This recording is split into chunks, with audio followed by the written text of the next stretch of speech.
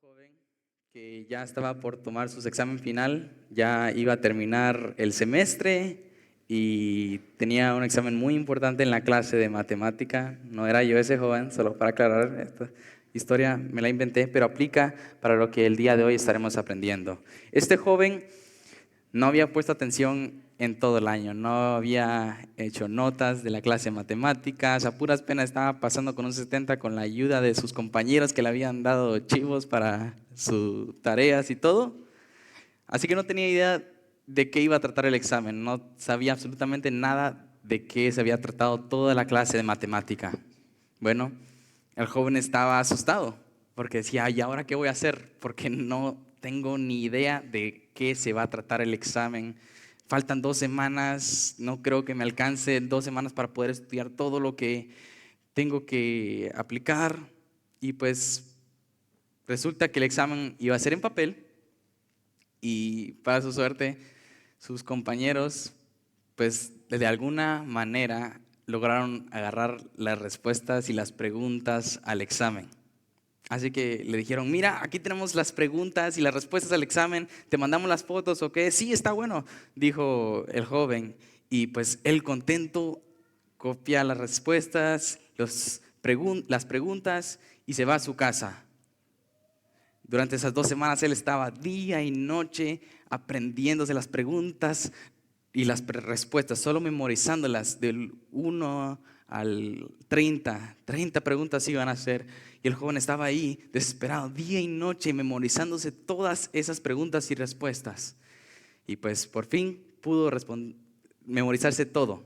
Llegó el día del examen y pues la maestra dijo, jóvenes, es día de examen, saquen sus mochilas por favor, sus teléfonos los dejan afuera, nada más será con papel, lápiz y váyanse a sus asientos. Así que los jóvenes hacen lo que la maestra les dijo, se sientan en sus asientos y la maestra iba uno por uno dejando las hojas de examen.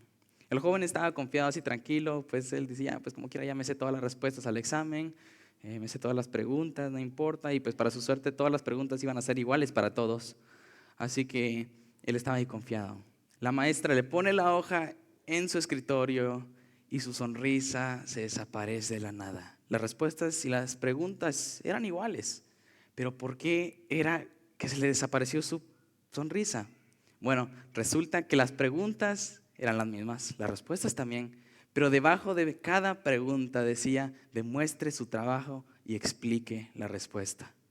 Eso era algo que el joven no podía hacer. Este joven se había memorizado todas las respuestas. Él tenía las respuestas correctas, pero no tenía ni idea de cómo llegar a esas respuestas. Tenía todas las respuestas en su mente, pero no las entendía. No bastaba solo con escribir las respuestas, que número 6 iba a ser 20, que número 7 iba a ser 40. No bastaba eso.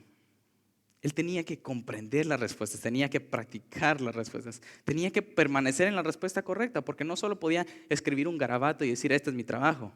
Tenía que permanecer también el trabajo en la respuesta correcta.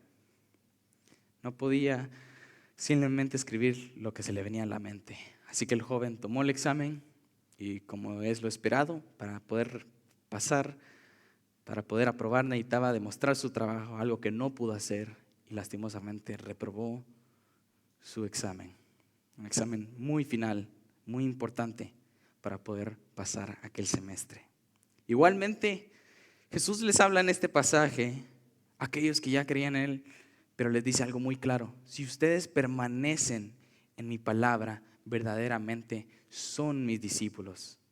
No se trata solo de escuchar unos cuantos mensajes, memorizarte unos versos aquí y allá, o memorizarte toda la Biblia si fuera posible, sino tienes que permanecer en todo eso que aprendes, de vivir día a día cada una de las enseñanzas que aprendes, de dejar que la palabra de Dios transforme nuestras vidas, actuar nuestra forma de pensar y nuestra forma de responder ante la vida. Tenemos que vivir todo lo que aprendemos, saber aplicarlo. Porque ser discípulo de Él no es solo saber de Él, sino conocer quién es Jesús, caminar con Él, aprender de Él y permitir que su palabra transforme cada área de nuestra vida. Así que, ¿cuál es el problema que queremos tratar el día de hoy? Bueno, lastimosamente, muchos el día de hoy dicen ser sus discípulos, que saben esto y que saben lo otro de Dios, que tienen doctorados y todo, pero no permanecen en su palabra. Muchos conocen de Dios y conocen hasta más teología que otros, pero no dejan su pecado, mucho menos aman a Dios. Pueden estar luchando con su pecado y decir, sí, yo sé, conozco todo esto y Dios, nada más necesito ser más disciplinado para poder dejar mi pecado, necesito ser más fuerte. Dios, dame fuerzas. Y en cierto sentido sí, está orando por lo correcto, por el Espíritu Santo, porque el Espíritu Santo es el que nos da las fuerzas. Romanos 8, 26 al 28, este pasaje no lo di, pero dice así: de la misma manera también el Espíritu nos ayuda en nuestra debilidad. No sabemos orar como deberíamos, pero el Espíritu mismo intercede por nosotros con gemidos indecibles. Y aquel que escudriña los corazones sabe cuál es el sentir del Espíritu, porque Él intercede por los santos conforme a la voluntad de Dios. Así que el pasaje de hoy nos mueve a alejarnos de poner la confianza en nosotros mismos, de ver cómo nosotros vamos a solucionar nuestros problemas, qué tengo que hacer para dejar de mi pecado. Y nos lleva a poner nuestra confianza, depositar todo lo que confiamos en Cristo. Y vamos a ver por qué. Así que miremos, después de esta corta introducción, miremos qué es lo que Cristo tiene aquí en este pasaje para nosotros. Bueno, Juan 8:31, nuestro pasaje. Entonces Jesús decía a los judíos que habían creído en Él: si ustedes permanecen en mi palabra, verdaderamente son mis discípulos. ¿Qué quiere decir Jesús aquí? Les daré un ejemplo para poder ver a qué se refería Cristo aquí. Bueno, lo dice en el sentido de que si limpias tu cuarto, ¿te voy a dejar jugar un rato? ¿O lo dice en el sentido? Lo voy a repetir otra vez porque los dos ejemplos que voy a dar se parecen mucho, pero son distintos. Lo dice en el sentido de que si limpias tu cuarto, te dejaré jugar un rato, o si ya limpiaste tu cuarto, entonces te dejaré jugar un rato. Es un clásico de causa y efecto. Ahora, el primer ejemplo que di es la causa, limpiar. Él no ha limpiado el cuarto, así que aún no puede jugar. La causa aún no ha pasado, así que el efecto aún tampoco está activo. En el segundo ejemplo, la causa ya pasó. Él ya limpió su cuarto, así que nada más se necesita confirmar la causa, pero el efecto ya está disponible, ya puede jugar, porque ya limpió su cuarto. Así que de la misma manera, Cristo lo que dice aquí es en el sentido de que si quieren ser mis discípulos, ¿deben permanecer en mi palabra? ¿O lo dice en el sentido de que la evidencia de que son mis discípulos es que están permaneciendo en mi palabra? Y pues lo podemos notar fácilmente con el uso de una palabra aquí, que es la palabra son. No dice serán. Así que está hablando en tiempo presente. Él no dijo, si ustedes permanecen en mi palabra, entonces serán mis discípulos. No, dice que ya son. Y pues esto lo podemos, en el sentido que habla Jesús aquí, es tiempo presente, lo podemos ver en otros pasajes, tales como Lucas 8:15, que dice: pero la semilla en la tierra buena son los que han oído la palabra con corazón recto y bueno y la retienen y dan fruto con su perseverancia. Así que el fruto de que es una buena tierra, esa persona, es de que da fruto. También lo podemos ver en Mateo 7:17-20. Así todo árbol bueno da frutos buenos, pero el árbol malo da frutos malos. Un árbol bueno no puede producir frutos malos, ni un árbol malo producir frutos buenos. Todo árbol que no da buen fruto es cortado y echado al fuego. Así que por sus frutos los conocerán. Así que aquí no dice todo árbol que da buenos frutos, todo árbol bueno da buenos frutos. No dice que si el árbol da buenos frutos, entonces será cortado. No, dice todo árbol que ya tiene que tiene mal fruto, será cortado. Así que está hablando en tiempo presente, no está hablando en tiempo futuro. Lo hecho ya está hecho. Así que Cristo está estableciendo algo aquí. Si estás permaneciendo en la palabra, si ahorita estás activamente obedeciendo a la palabra de Dios, estás dejando tu pecado, entonces es evidencia de que en este momento eres un discípulo de Dios. irás al cielo después de la muerte. Ahora, ¿qué pasa en lo opuesto? Leamos nuestro pasaje otra vez. Juan 8:31. Entonces Jesús decía a los judíos que habían creído en Él: si ustedes permanecen en mi palabra, verdaderamente son mis discípulos. Lo lógico sería decir entonces: si ustedes no permanecen en mi palabra, verdaderamente no son mis discípulos. Que sería lo más simple y podríamos terminar ahí y decir ya. Pero esto va más allá. ¿Qué implica no permanecer en Él? ¿Qué implica no ser su discípulo? ¿Qué pasa cuando una persona no permanece en la palabra de Dios? Pongamos como ejemplo la juventud de hoy en día, de cómo crecieron y a qué han llegado a ser. ¿Cómo es la mayoría de la juventud hoy en día? Bueno, desde pequeños, la mayoría, bueno, incluso hoy en día, tienen alrededor de 16 horas disponibles, ya que duermen alrededor de 8 horas, de 24 horas menos 8 que duermen, tienen 16 horas que están activamente despiertos. De esas 16 horas al día, 7 de esas horas van a la escuela, que son 35 horas a la semana, siendo bombardeados, no siendo santificados en la palabra de Dios, siendo bombardeados de doctrinas, de demonios, siendo constantemente enseñados cosas que van en contra de la palabra de Dios, bombardeados de ideologías del mundo. Llegan a la casa después de clases y casi seguro, la mayoría, no estoy diciendo que todos, pero la mayoría regresa a la casa, se quedan 4 horas viendo televisión y jugando videojuegos diariamente, que también los están afectando, los están alejando de la verdad.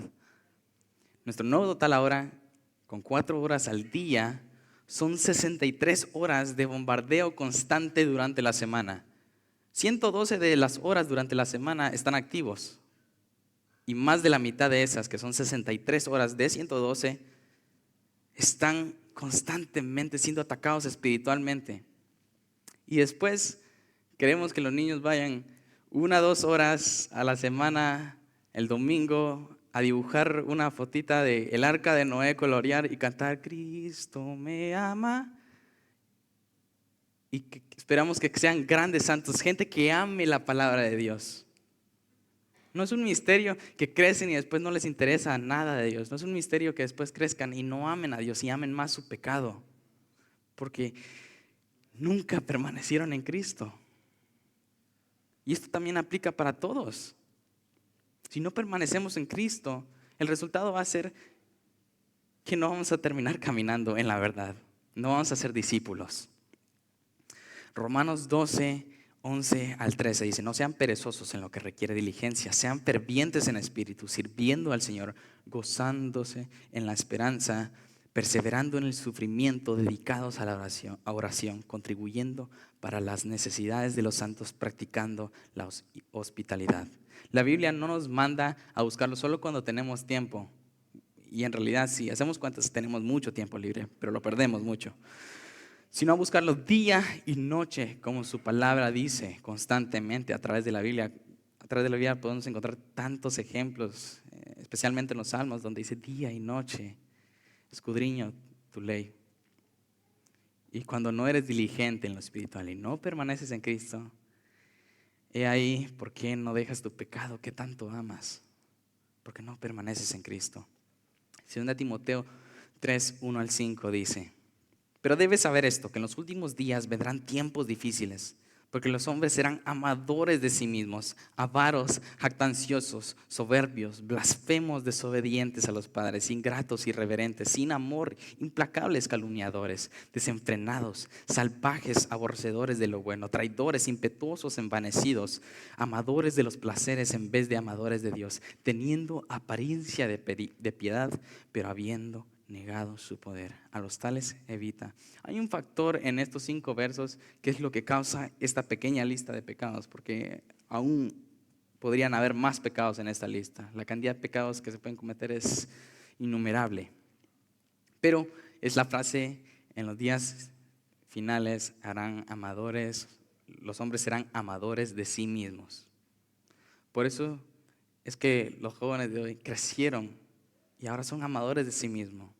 Son avaros. Dicen: mira, hay que trabajar, pues ni modo, el jefe está llamando, hay que trabajar, ni modo, hay que ganar dinero. El jefe llama, pues no hay otra opción.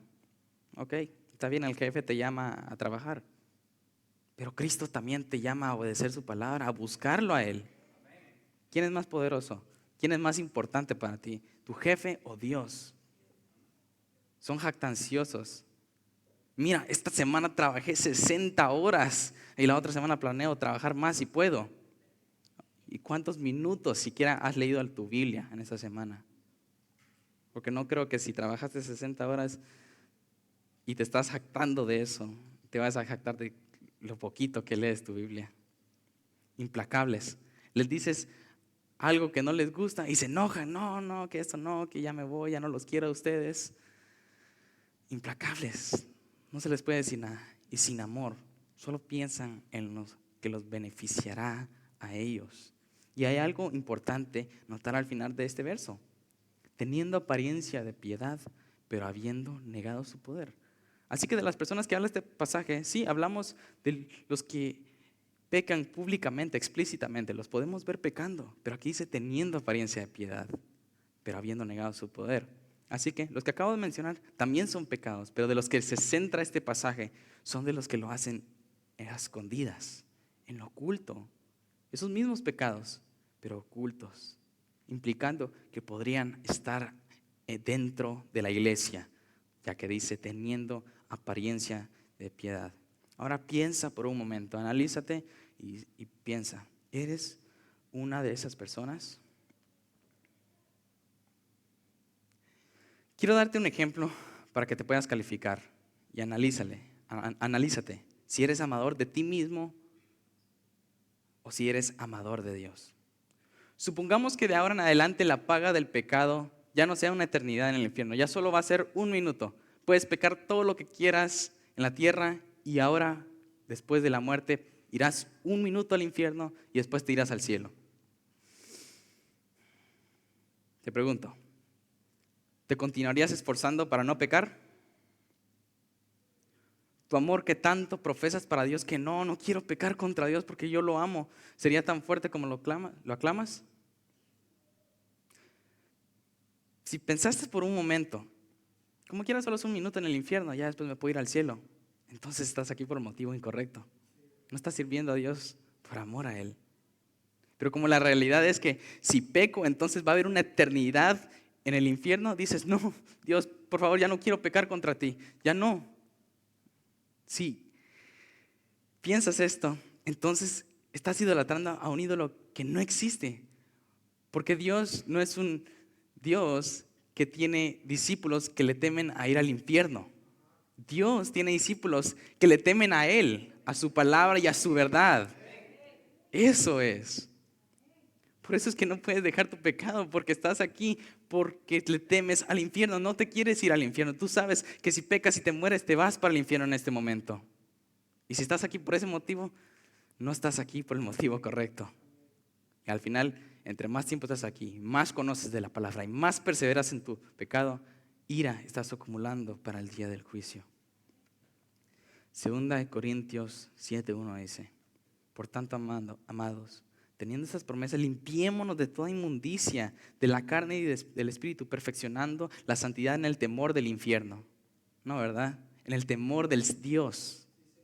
En el temor de Dios. Tú podrías conocerte todos los libros de la Biblia, saberte más versos que cualquier otro, la velocidad más rápida que te imaginas, incluso saber más teología que los mejores teólogos de la historia, mejores que Charles Spurgeon, mejor que John MacArthur, y aún así permanecer en tu pecado.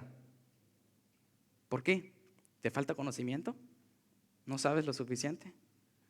Romanos 1:21-25 dice, pues aunque conocían a Dios, no lo honraron como a Dios, ni le dieron gracias, sino que se hicieron vanos en sus razonamientos y su necio corazón fue entenebrecido.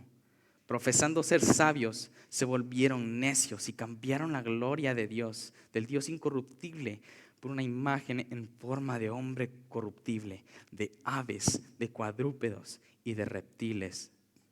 Verás, si no puedes salir de tu pecado, no es que no conoces lo suficiente a Dios, En este momento estás como ese joven que se sabía todas las respuestas del examen, se sabía todas las preguntas de memoria, pero no entendía absolutamente nada de lo que iba a escribir. Sabes de Dios, conoces mucho de Dios, pero no lo entiendes. No entiendes la belleza de su amor, no entiendes la gravedad de pecar contra Dios. Eso es lo que no entiendes. Ahora, ¿qué haremos con este problema? ¿Qué más necesitas aparte de solo conocer la verdad? De solo conocer de Dios y todo.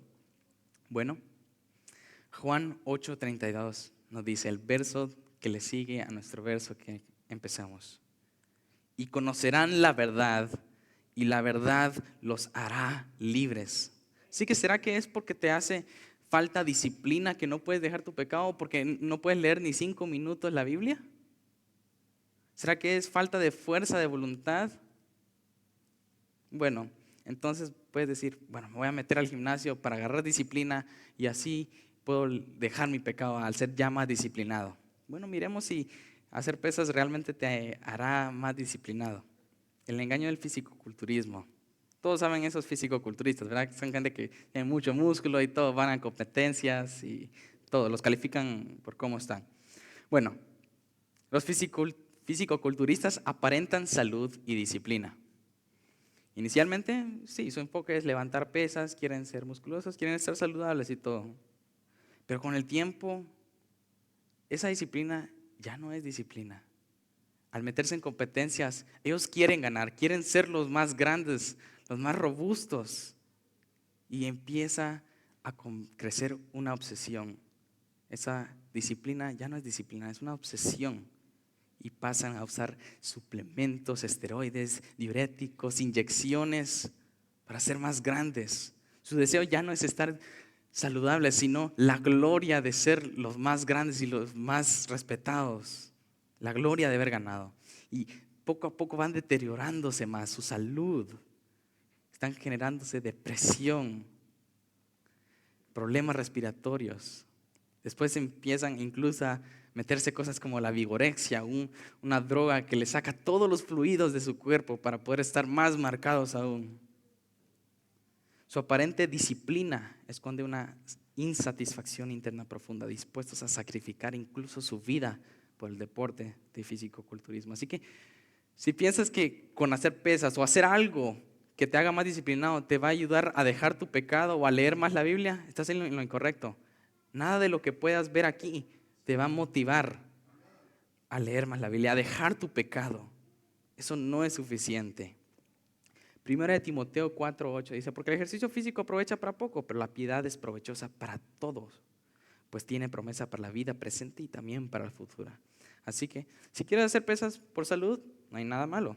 Pero si piensas que tendrás disciplina con hacer pesas o con hacer alguna otra cosa que todo el mundo dice que te dará disciplina, entonces no lograrás dejar tu pecado, no lograrás amar a Dios. Entonces, ¿cuál es la solución? Bueno, preguntémonos por un momento, tal como Pilato le dijo a Cristo, ¿qué es la verdad? Pilato preguntó eso, pero si leemos, ahí termina la conversación y ya no profundizó más. En cierta ocasión, fue hace como 7 años, tenía como 7, 6 años, estábamos en un río, fue para unos bautizos de la iglesia y éramos 3 personas, mi hermano y yo. Fuimos a un río y no había ningún adulto supervisándonos para que no nos ahogáramos, a ver cómo llegamos ahí solitos. Y pues iba a pasar algo, ¿verdad? Y efectivamente así pasó. Bueno, estábamos jugando y un río, como saben, tiene corriente.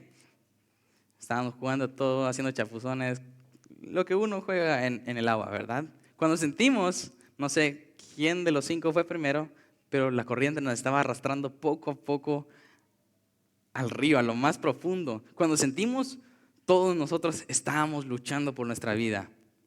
En ese momento todos se agarraban de otro, ahí no había nada de amar al prójimo. Ahí todos estaban salvando sus vidas, ahí cada quien por su propia cuenta.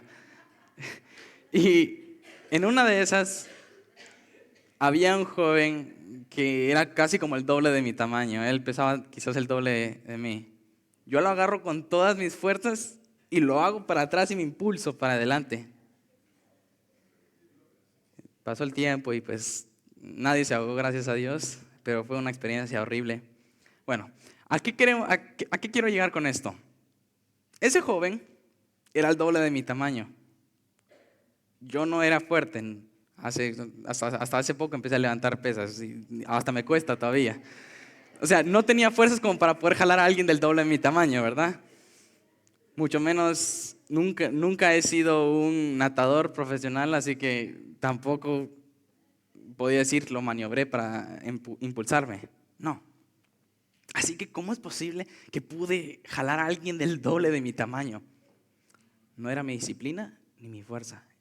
Había visto que estaba en una necesidad profunda. Estaba necesitado de una salvación y que si no me agarraba de alguien o de algo, me iba a ahogar. Y yo no me iba a ahogar en ese día.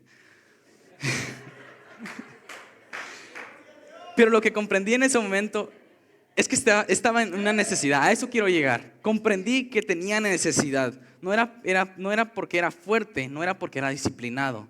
Tenía necesidad de salir de esas aguas. 1 Corintios 1:27 dice: sino que Dios ha escogido lo necio del mundo para avergonzar a los sabios, y Dios ha escogido lo débil del mundo para avergonzar a lo que es fuerte.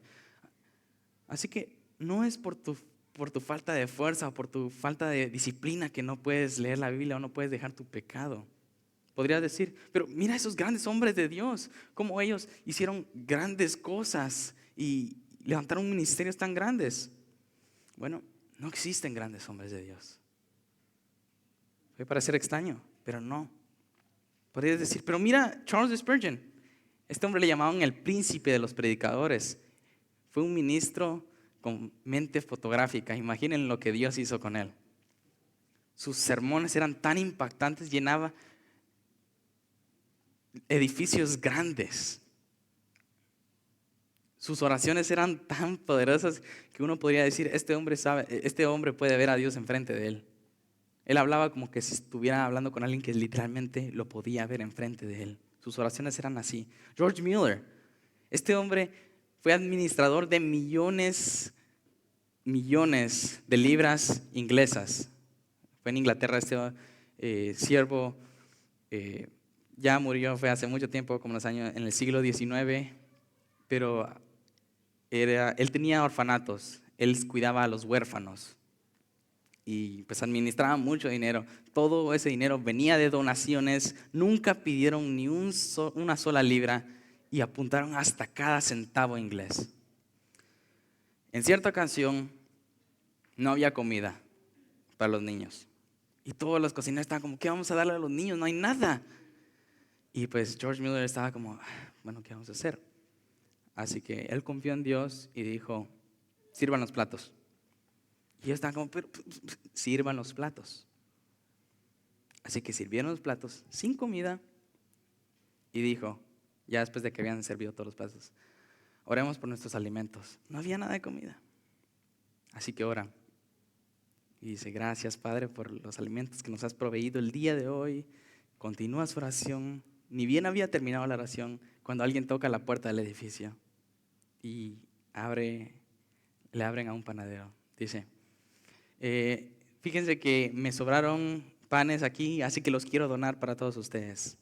Después ni acababan de cerrar esa puerta, ya iban con la canasta y tocan la puerta otra vez y dicen, fíjense que me sobraron varios litros de leche, era un lechero, y los quiero donar también para el orfanato. Y así fueron entrando la confianza de estos hombres que tenían en Dios. John Wesley, este hombre oraba a las 4 de la mañana todos los días. Se levantaba a las 4 y oraba por 4 horas para continuar su día a las 8 de la mañana. Después se dormía en la tarde, pero oraba a las 4 de la mañana. Dedicaba 4 horas específicamente solo para Dios. Era por un celo por Dios. En cierta canción, antes de que empezara a orar a esa hora, él se levantaba más tarde a orar y un día escuchó que habían trabajadores ya afuera. Y decía, ¿cómo es posible que estos hombres que le sirven a otros hombres se levanten más temprano que un siervo que le sirve al Dios Rey de Reyes se esté levantando más tarde? y dijo, no es posible. Y empezó a levantarse más temprano, a las 4 de la mañana, a orarle a Dios. Ahora, ¿por qué hicieron estas cosas estos predicadores, estos ministros? ¿Eran porque tenían fuerza de voluntad? ¿Era porque eran grandes hombres? ¿Eran porque tenían una gran sabiduría o gran disciplina para orar todas las mañanas? ¿Eran porque eran sabios? No. Ellos nunca fueron más grandes que nosotros. Si nosotros les preguntáramos a ellos, ¿qué tan grande crees que es tu fe? Ellos dirían, mi fe es inútil. Porque ellos sabían que no eran grandes hombres de Dios. Ellos sabían que estaban necesitados de Dios. Necesitaban un Salvador. Necesitaban a Cristo. Ellos simplemente conocían a Dios. Conocían verdaderamente, entendían todo lo que ellos necesitaban. Entendían la necesidad en la que estaban. Entendían la grandeza y la misericordia de Dios. Así que, ¿qué es la verdad? Preguntémonos otra vez. Bueno, la verdad es que nosotros somos débiles. La verdad es que estamos necesitados de un Salvador. La verdad es que somos grandes pecadores. Esa es la verdad. Pero hay una verdad esencial. Y esta verdad es la que nos hace libres. Juan 18, 36 al 38. Leamos ese pasaje donde Pilato está hablando con Cristo. Jesús le respondió, mi reino no es de este mundo. Si mi reino fuera de este mundo, entonces mis servidores pelearían para que yo no fuera entregado a los judíos. Pero ahora mi reino no es de aquí. Así que tú eres rey, le dijo Pilato. Tú dices que soy rey, respondió Jesús. Para esto yo he nacido y para esto he venido al mundo, para dar testimonio de la verdad. Todo el que es de la verdad escucha mi voz. Cristo ya había respondido esta pregunta antes. Pilato le preguntó, ¿qué es la verdad?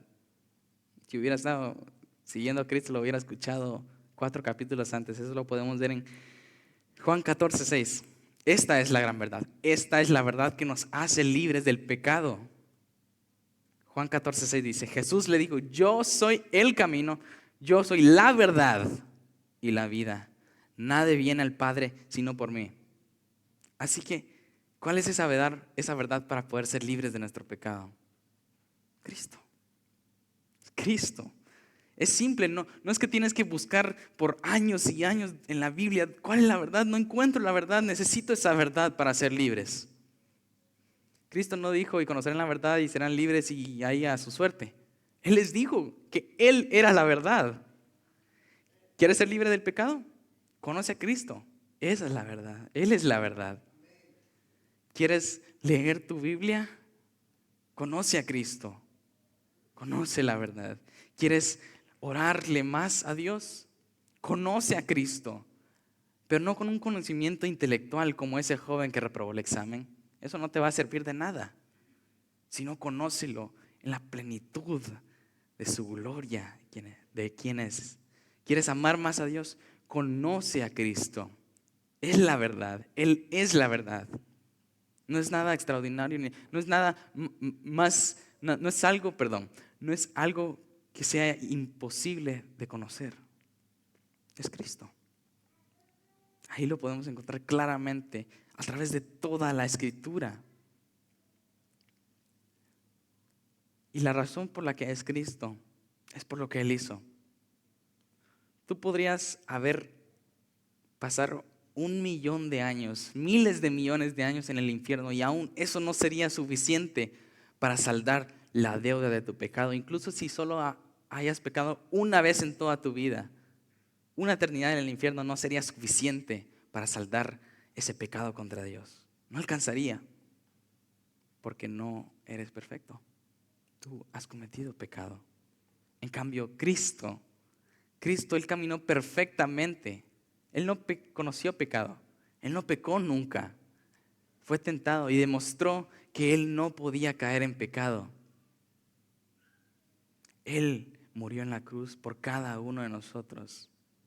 Y gracias a Él tenemos acceso al reino de Dios. Juan 17, 3. Esto también es la verdad.